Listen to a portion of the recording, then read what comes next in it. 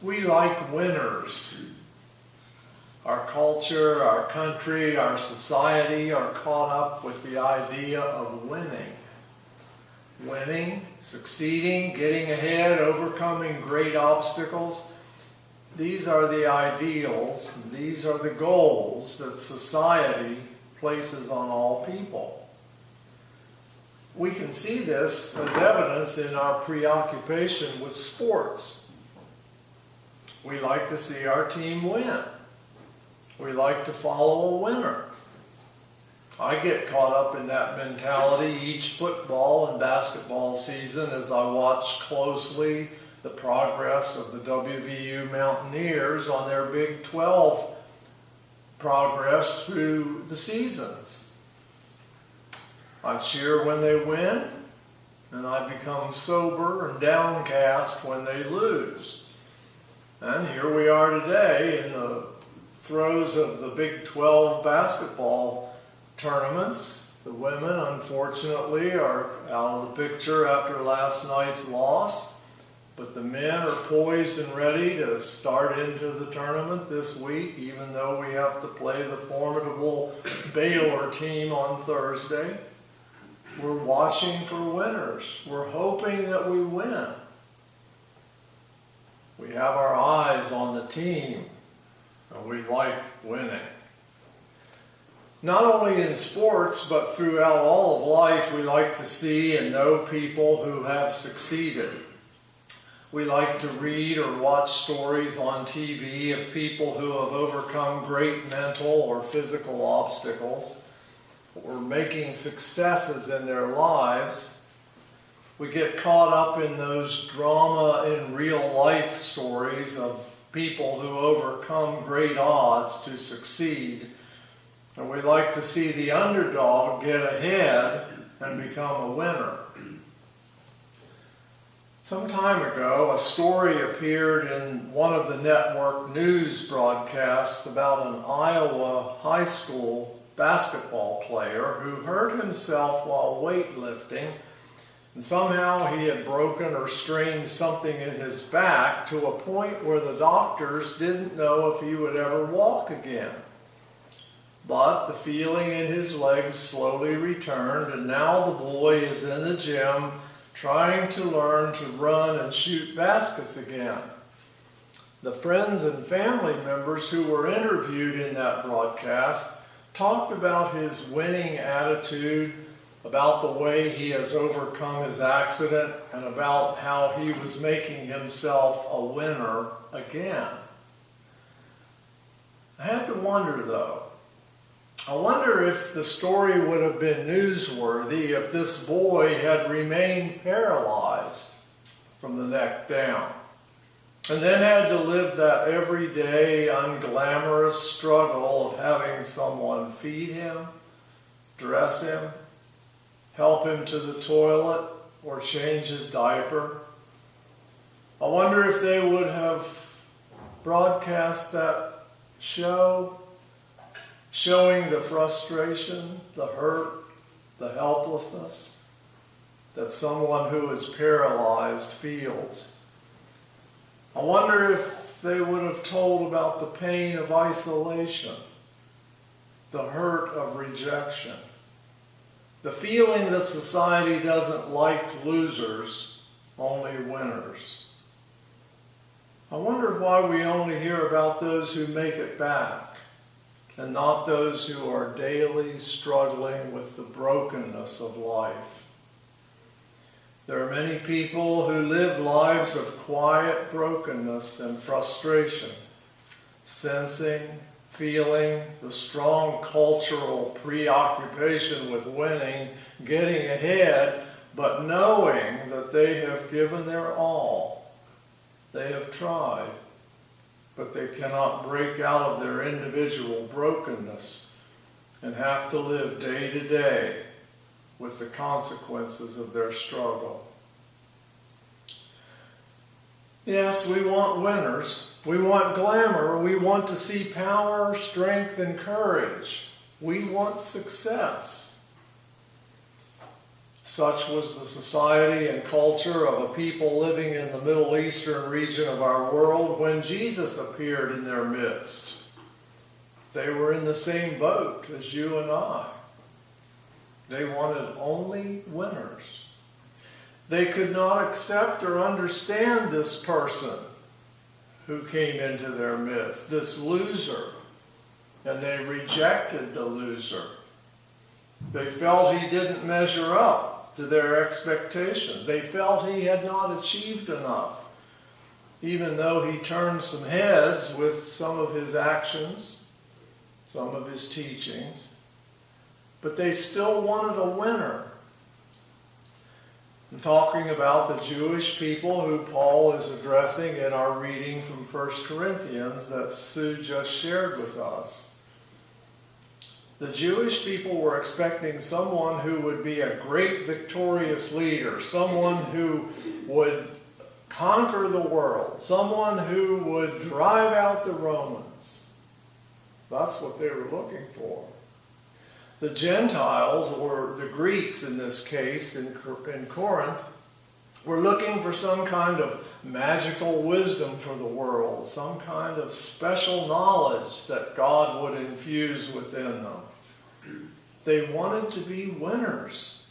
They wanted someone who would make them feel good about themselves, someone who would be their leader. So when Jesus of Nazareth came along, they rejected him, because in Jesus they saw one who was meek and lowly, one who deliberately avoided the spectacular, one who served and who ended up lifeless on a cross. And it seemed to them an impossible picture of the chosen one of God.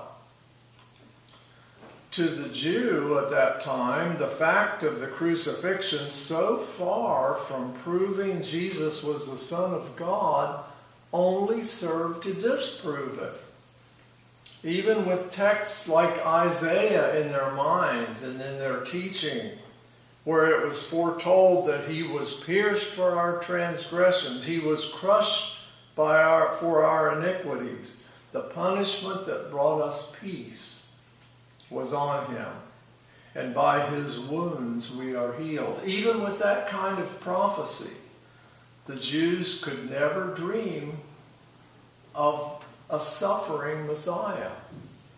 The cross was to the Jew a barrier to the belief that this Jesus was the Son of God. Jesus' own people rejected him. And Paul says, God's foolishness is wiser than human wisdom, and God's weakness is stronger than human strength. What may seem foolish in our eyes is indeed wisdom to God. What might seem like weakness to our eyes is really strength in the eyes of God. But what Paul says here instead is that Christ died on a cross and rose on Easter morning. God worked not through the means that most people expected, an army, a political ruler, or by some zapping of infinite wisdom into the thinking of everyone, but rather God worked through a gentle carpenter's son who had a loyal but small following of everyday men and women and a cross of execution to bring salvation and deliverance to the world. It wasn't a picture that the people wanted. For you see, God's plan was more than what the Jews and the Gentiles were looking for. God's plan was salvation for the world. Salvation not just for the Jews against the Romans, but salvation for everyone, Jew and Gentile alike. Salvation not from an earthly ruler, but salvation from the consequences of sin. God turns our standards upside down. We know that. God tells us that serving is better than being served. being weak in God is better than being strong in ourselves. God changes the standards of humanity and society.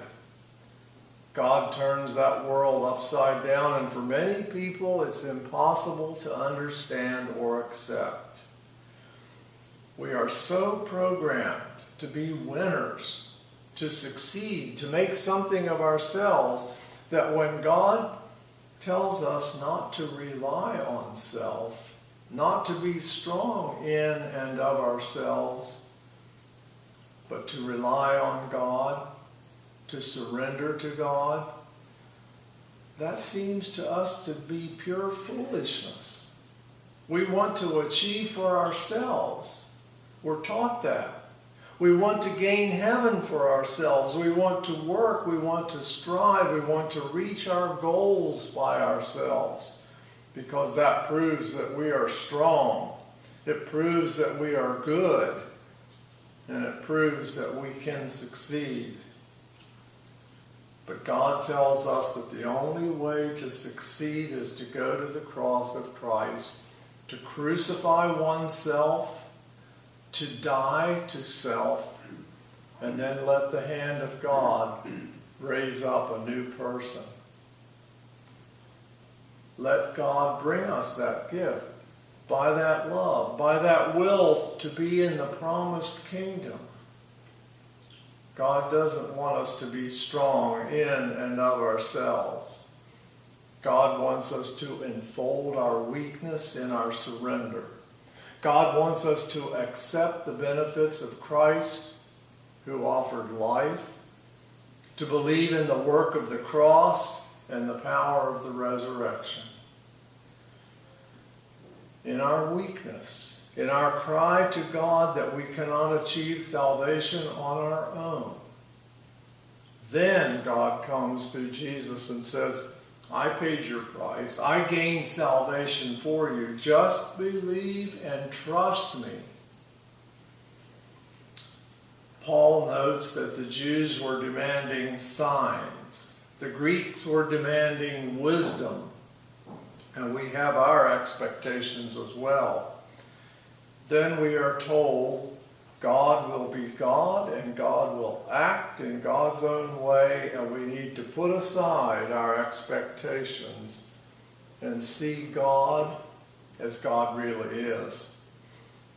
To experience God's power, we must first admit that we are weak.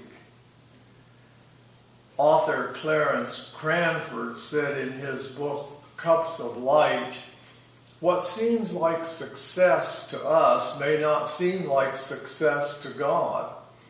God measures success with a different yardstick. We are impressed by numbers. God is impressed by the measure of our faith. We are impressed by size.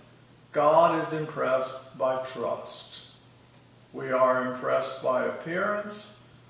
God is impressed by how much love we have for others. God's foolishness is wiser than human wisdom, and God's weakness is stronger than human strength. From our American history, we have a wonderful story about a man named Thomas Fuller. Thomas Fuller was born in Africa about 1710, and he was sold as a slave in Virginia in 1724 at age 14. Now there's some disagreement about whether someone actually taught Thomas Fuller to count to 100 or whether he somehow learned it himself, but he was fascinated with numbers. He never had a day of formal education, but somehow he became so intrigued with numbers that he couldn't think of anything else. He taught himself to figure in his head how many shingles were needed when a building needed a new roof. He taught himself to think in his head how many fence posts were needed to surround a field. And eventually he learned to figure the building materials for any construction project on his plantation in his head quicker than 100 engineers could have done together. He could observe land surveys and calculate the area. He went on to more complicated mental calculations, and his abilities became not just urban legend, they became known to everybody around the colonies. And among those who wrote about him was Benjamin Rush, who happened to be one of the signers of the Declaration of Independence. But Rush went to visit this man and actually watch him in operation, and he wrote a documented account of what happened when he went to see Thomas Fuller working with numbers. Someone had presented Fuller with a hypothetical math problem, we might call it. He asked him, he said, farmer had 6 sow pigs. Each sow pig gave birth to 6 sows a year. They all gave birth to 6 sows the next year. That continued for 8 years. How many sows were born in that process? With no education, no idea about sums of geometric progressions, exponential rules, or even exponential notation, Thomas Fuller correctly calculated in his mind, Benjamin Rush said it took him about 60 seconds, that with no deaths, the farmer would have 34,588,806 sows at the end of 8 years. I don't know. I think if you took a calculator, you could put 6, because you think about the 6 sows giving birth to 36, and then of course you have the 6 sows to begin with, that would make 42, and then if you do it on a calculator, you can multiply that by 7, and then, I don't know, it goes on and on. But somehow, Thomas Fuller was able to do it all in his head. Near the end of his life, I thought this was interesting. Thomas Fuller was asked if he regretted not having a formal education, and he said, "No, it's best that I got no learning, for some men of great learning got to be great fools." Probably not the best story for those of us in this audience who place such a high value on education. But it does give us something to think about. Our human wisdom sometimes severely limits us. Then there's the question, just who is the fool? I'll close with this one. There was once a man who was considered to be the town fool. The townsfolk would play a game to show how foolish he was. They would very cruelly approach him with a penny in one hand and a quarter in the other. The townsperson would hold out both hands and open them and offer the town fool his choice of one of the coins. The man always chose the penny, much to the amusement of everyone who was watching. One day a newcomer came to town and asked him, "Why do you always take the penny when you could take the quarter? Don't you know that a quarter is much more valuable than a penny?" And the man replied, "Oh, I understand the value of the 2 coins, but if I took the quarter, people would stop playing the game and I would lose my source of income immediately." Who's the fool?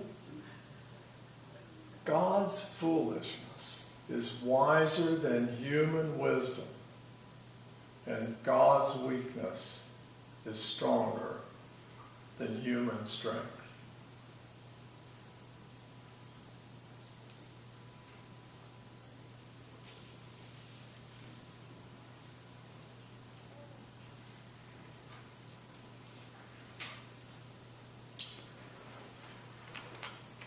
I would invite you to stand and join together in the call to commitment that's found on the back of the bulletin.